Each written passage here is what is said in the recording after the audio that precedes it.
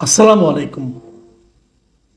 প্রিয় দর্শক, আজ আমি সরকারের একজন উপদেষ্টা, যিনি ছাত্র উপদেষ্টা হিসাবে পরিচিত, ডক্টর ইউনূস, যাকে যুক্তরাষ্ট্রে এই আন্দোলনের মাস্টার মাইন্ড হিসেবে সারা দুনিয়ার কাছে পরিচিত করে দিয়েছিলেন, সেই মাহফুজ আলমের একটা স্ট্যাটাস নিয়ে কথা বলবো। উনি এই স্ট্যাটাসটা ফেসবুকে, ওনার ভেরিফাইড ফেসবুকে দিয়েছেন এবং সেই স্ট্যাটাসটার উনি নাম দিয়েছেন, শিরোনাম করেছেন কৈফিয়ত কিংবা বাস্তবতা। আমি যখন এটা পড়ছি তার ঠিক ৫ ঘন্টা আগে স্ট্যাটাসটা দেওয়া হয়েছে এবং এই স্ট্যাটাসটায় এ পর্যন্ত রিয়াকশন পড়েছে ১৬,০০০, ৬৩টা কমেন্টস পড়েছে এবং ১,৫০০ লোক এই স্ট্যাটাসটাকে শেয়ার করেছে। তার মানে এটা এখন অনেকের হাতে পৌঁছে গেছে, অনেকে দেখেছেন এবং এই ধরনের মানে আপনার কমেন্ট করেনি, শেয়ার করেনি অথবা কোনো ধরনের রিয়াকশন দেয়নি, এরকম লোকের সংখ্যা এই সবগুলির কয়েক গুণ হবে। যেমন আমি নিজে এখানে কোনো রিয়াক্ট করিনি, কোনো কমেন্ট করিনি, কোথাও শেয়ারও করিনি। আমার মতো এরকম অনেক লোক আছে। তার মানে এটা অনেক দূর পর্যন্ত গিয়েছে। আমি এটা নিয়ে আলোচনা করছি কেন? আমার কাছে মনে হয়েছে এই স্ট্যাটাসটা, প্রথমত বলে নিই বটম লাইনটা, স্ট্যাটাসটা আমার কাছে খুবই পছন্দ হয়েছে। মানে ওনার যে উপলব্ধিটা, সেই উপলব্ধিটাকে আমি সম্মান জানাচ্ছি। আমার মনে হচ্ছে এই উপলব্ধিটা যদি ওনার আরো আগে হতো তাহলে হয়তো অনেক কিছু হতো। কিন্তু মানবিক যে সীমাবদ্ধতা, মানবিক যে লোভ লালসা, সেটার কারণে এটা হয়নি। আমি জানি এই লোভ লালসা শব্দটা ওনার পছন্দ হবে না, উনি বলবেন যে না, এটা ঠিক না, বাট আমি এটাই মনে করি ব্যক্তিগত কিছু লোভ লালসার কারণে পুরো আন্দোলনটা ব্যর্থ হয়েছে। এবং এই ব্যক্তিগত লোভ লালসার মধ্যে এই স্টুডেন্টদেরকে ঢুকিয়ে দিয়েছে, যাদেরকে নিয়ে উনি এই স্ট্যাটাসে হতাশা ব্যক্ত করেছেন। সেই লোকগুলো খুবই সুকৌশলে এই ছেলেগুলো, এই স্টুডেন্টরা বয়সজনিত অনভিজ্ঞতার কারণে সেটা বুঝতেও পারেনি। এবং মাহফুজ সাহেবের এই স্টেটমেন্টে, এই যে স্ট্যাটাসে, এখানে ওই দু একটা জায়গায় ওই ভুলগুলো উনি এখনো করে যাচ্ছেন। আমি স্ট্যাটাসটা পড়ব, আমি প্রায় পুরো অংশই পড়ব, পরে আমি ফাঁকে ফাঁকে আমার কমেন্টগুলো করব, তাহলে আপনাদের জন্য বুঝতে সুবিধা হবে। উনি শুরুটা করেছেন এভাবে: ক্ষমতার ভার কেন্দ্র অনেকগুলো, ফলে কাজের দায় সরকারের, কিন্তু কাজ করে ক্ষমতার অন্য ভার কেন্দ্র। জোড়াতালি দিয়ে গণতান্ত্রিক রূপান্তর সম্ভব নয় নতুন রাজনৈতিক বন্দোবস্ত। একদমই সত্য কথা। আমার প্রশ্ন হলো যে উনি বলেছেন যে ওনার এই কথাটুকুর মধ্যে কিন্তু ওনার কৈফিয়ত এবং বাস্তবতা দুটোই আছে, দুটোই এখানে আছে। তো উনি বুঝতে পেরেছেন যে কেন উনি পারছেন না, কেন হচ্ছে না সম্ভব। উনি আরেক জায়গায় লিখেছেন, প্রায় ৩ ডজন নিয়োগপ্রাপ্তদের মধ্যে মাত্র ২ জন ছাত্র প্রতিনিধিদেরকেও এস্টাবলিশমেন্ট রাষ্ট্রপতি অপসারণের ঘটনার পর থেকে কোন ঠাসা করে রেখেছে। আমরা দুজন সর্বোচ্চ ব্যালেন্সিং অ্যাক্ট করতে পারছি, কিন্তু প্রভাবক হিসেবে কাজ করতে হলে সরকারের সুষম ছাত্র প্রতিনিধিত্ব লাগবে। এই জায়গাটাতে ওনার আকাঙ্ক্ষাটা ফুটে উঠেছে। উনি বলতে চেয়েছেন যে এই যত উপদেষ্টা মণ্ডলী আছে অথবা যত নীতি নির্ধারক আছেন, তাদের মধ্যে ওনারা 2 জনই মাত্র ছাত্র আছেন এবং ওনাদের সংখ্যাটা কম বলেই ওনারা অনেক কিছু করতে পারছেন না। 3 জন ছিলেন, দীর্ঘদিন 3 জন ছিলেন, মাত্র সদ্য এই আপনার মার্চ মাস থেকে ধরি, সেখান থেকে গত 2 মাস ধরে 2 জন, এর আগে তো 3 জনই ছিলেন। কি করেছেন, কি করতে পেরেছেন, এটা আমরা দেখেছি ভাই। আপনি যেটা বলতে চাচ্ছেন যে সংখ্যাটা বাড়ালে ভালো হতো, প্রমাণটা আমি কী করে বুঝবো? আপনারা 2 জন, যে 2 জন আছেন অথবা যে 3 জন ছিলেন, অসাধারণ কি কাজটা করেছেন বলেন তো ভাই, বলেন কি করেছেন? কিচ্ছু করতে পারেননি। কেন পারেননি? আপনারা তো ওই এস্টাবলিশমেন্টের মধ্যে ঢুকে গেছেন। আপনি নিজেই বললেন যে ক্ষমতার ভার কেন্দ্র অনেকগুলো, আপনি তো অনেকগুলো ভার কেন্দ্রের মধ্যে একটা ভার কেন্দ্র হয়েছেন, তো আপনি ব্যালেন্স করতে পারেননি। আমি একটা উদাহরণ দিয়ে বলি, আপনি এখন এই মুহূর্তে তথ্য মন্ত্রণালয়ের দায়িত্বে আছেন। আপনি যাওয়ার পর তথ্য মন্ত্রণালয়ে ইতিবাচক কি পরিবর্তন আপনি করতে পেরেছেন? কিছুই করতে পারেননি। আন্ডারগ্রাউন্ড পত্রিকা বন্ধ করতে পেরেছেন? পারেননি। বিজ্ঞাপন এবং নিউজ প্রিন্ট নিয়ে যে অরাজকতা চলে, বন্ধ করতে পেরেছেন? পারেননি। সাংবাদিকদের মধ্যে আস্থা ফিরিয়ে আনতে পারছেন?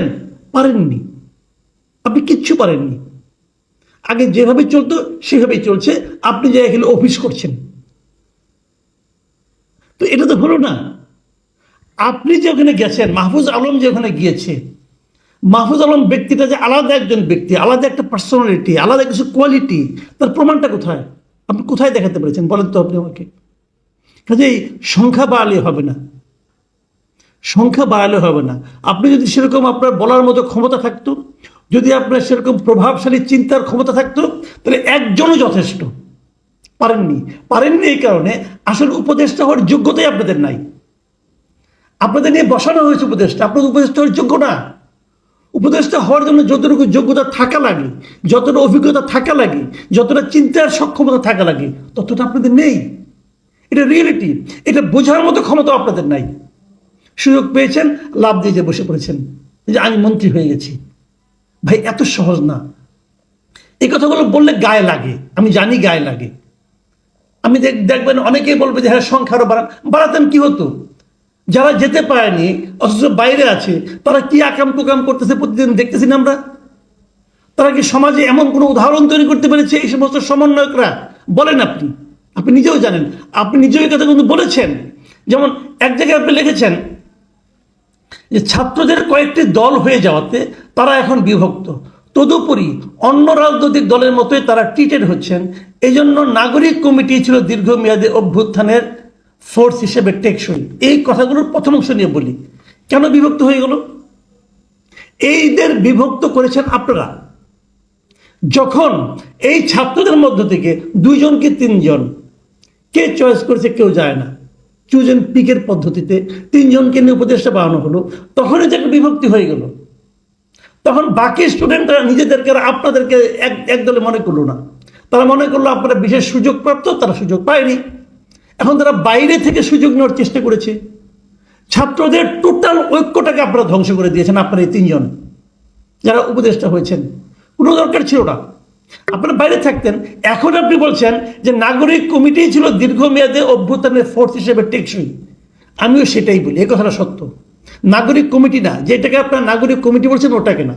আমি মনে করি যে আন্দোলনের পর আপনারা একটা ক্ষমতায় কিছু লোককে বসাবেন, কিন্তু আপনারা যে সমস্ত ছাত্ররা মিলে, সমস্ত ছাত্রদের যারা সমন্বয়ক ছিলেন, যারা সারা দেশে যারা ছিলেন, সবাই মিলে যদি একটা কমিটি করতেন, যে এটা সমন্বয়ক কমিটি, তারা সারা দেশের মানুষের মানে ফিলিংসটাকে, চাহিদাটাকে, আকাঙ্ক্ষাকে আপনারা প্রতি মাসে একবার করে উপদেষ্টার সঙ্গে বসবেন, বসে আলোচনা করবেন, আলোচনা করে তাদের মাধ্যমে আপনাদের সারা দেশের মানুষের চাহিদাগুলি বাস্তবায়ন করবেন।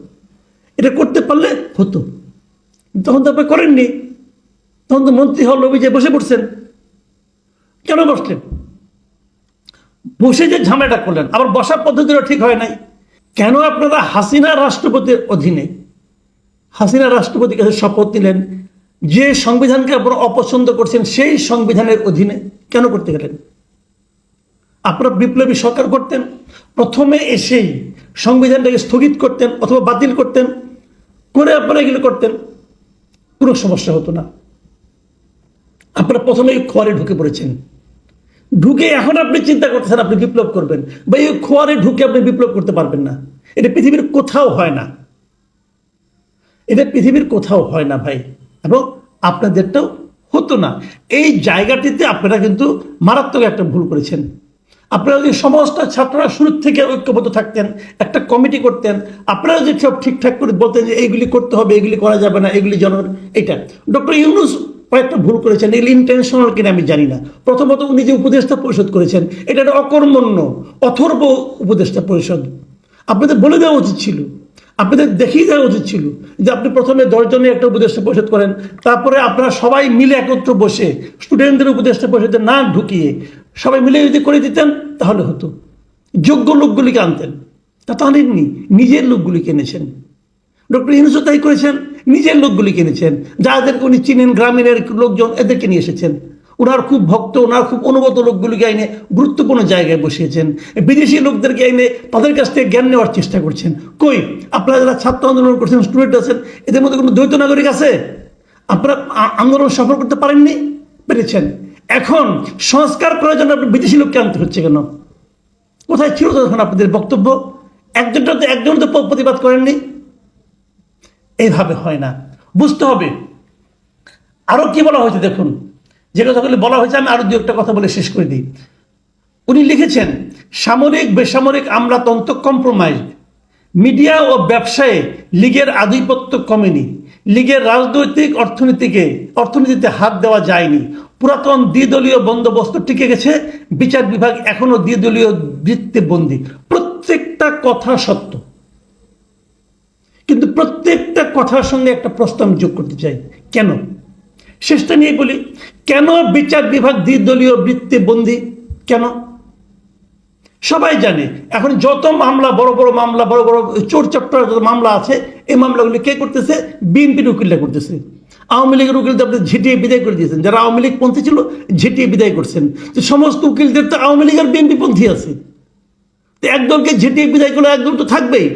কিন্তু আপনাদের বোঝা উচিত ছিল যে এইগুলি আওয়ামী লীগ পন্থী অথবা এগুলি বিএনপি পন্থী অথবা এগুলি জামাত পন্থী, সবাই তো আর দল করে না। কেউ কেউ আছে ওই একটা ফোরামের সঙ্গে আছে, কেউ তারা প্রকৃতপক্ষে তারা পেশাদারি, তাদেরকে তো আপনার অনার করা উচিত ছিল, তা তো আপনারা করেননি। তো আলটিমেটলি বন্দি তো হয়েই থাকবে, কারণ আপনারা বন্দি থাকতে দিয়েছেন। আরেক জায়গায় লিখেছেন, আমি প্রায় শেষ করি, আর বেশি দূর যাবো না আমি। আরেক জায়গায় লিখেছেন, সবচেয়ে ডেডিকেটেড ছাত্রকর্মীরা ক্রেডিট, দলবাজি আর কোরআনবাজির খপ্পরে পড়েছেন। আর্থিক অসচ্ছলতার অভিযোগ হাতে গোনা কয়েকজনের বিরুদ্ধে, কিন্তু ডিমোরালাইজড হয়েছে সমগ্র ছাত্র জনতা। এটা দুনিয়ার নিয়ম রে ভাই। দুর্নীতি দু একজন করে, কিন্তু দু একজনের জন্য সকলের বদনাম হয়, এবং এই সকলের বদনাম ফেরানোর জন্য যারা দুর্নীতি করে তাদেরকে দৃষ্টান্তমূলক সাজা দিতে হয়। সেটা তো দিতে পারেন নাই, আপনার বন্ধুরাও পারে নাই, তাহলে তো হবেই। এই বদনাম হওয়াটা তো অস্বাভাবিক কিছু না। আপনার উপলব্ধি সঠিক ভাই। আপনি আরেক জায়গায় বলেছেন, শহীদ আহতদের ক্ষেত্রে বিচারের প্রশ্নে সরকার সহ সকল অংশীজন অসফল। একেবারে 100% সত্য কথা বলেছেন। অভ্যুত্থান শহর ছেড়ে গ্রামাঞ্চলে বিস্তৃত হয়নি, এটাও 100% সত্য। এস্টাবলিশমেন্ট ও রাজনৈতিক দলগুলোর স্বার্থবাদী চিন্তা ও কর্মের সাথে ছাত্রদের অনভিজ্ঞতা ও দূরদর্শীদের অভাবের জন্য দায়ী। আপনার এই উপলব্ধি, প্রত্যেকটা উপলব্ধি একদম চরম সত্য, কিন্তু প্রশ্ন এগুলো তো আপনি হতাশ। আমি আপনার হতাশার কথা শুনলাম কেবল, আপনাকে সমাধান দিয়েছেন। সমাধানটা কি? নিজে প্রশ্ন করেছেন।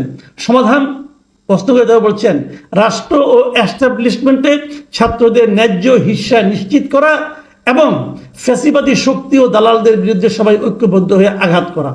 এটা হলো একেবারে হাস্যকর এবং পাগলামি একটা কথা। মানে আপনার কথা শুনে মনে হচ্ছে এই যে অঘটন ঘটছে, ছাত্রদের হিস্সা, মানে ছাত্রদেরকে আরো বেশি সংখ্যক উপদেষ্টা বানালে এই বোধহয় ঠিক হয়ে যেত। হইতো না রে ভাই, তাহলে আরো লেজিকমের অবস্থা হইতো। আপনারা আমলাদের চাল বুঝতেনই না, আপনার নাকের সামনে দড়ি ঘুরাইয়া আমলা তাদের কাজা দেখে নিত, আপনি বুঝতেন না রে ভাই। ওই বয়স আপনার হয় নাই। আপনি যত মেধাবী হন, আমি একটা কথা বলি ভাই শুনেন, গ্রামে একটা প্রবাদ আছে, কিছু জিনিস ধারে কাটে, কিছু জিনিস ভারে কাটে। ব্লেড খুব ধারালো, ব্লেড দিয়ে আপনি গরু কাটতে পারবেন না। আবার চাপাতির অনেক ওজন, ভার আছে, ওটাতে দাড়ি কাটতে পারবেন, তাও পারবেন না।